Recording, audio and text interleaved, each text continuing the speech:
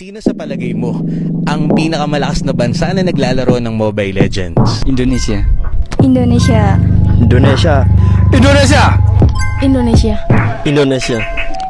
Indonesia. Kung mapapansin nyo, ang sagot nila lahat ay Indonesia. Pero huwag kayong magalit kasi home court nila to, bansa nila to. Ganun talaga. Hayaan nyo, hamunin na lang natin sila ng 1v1.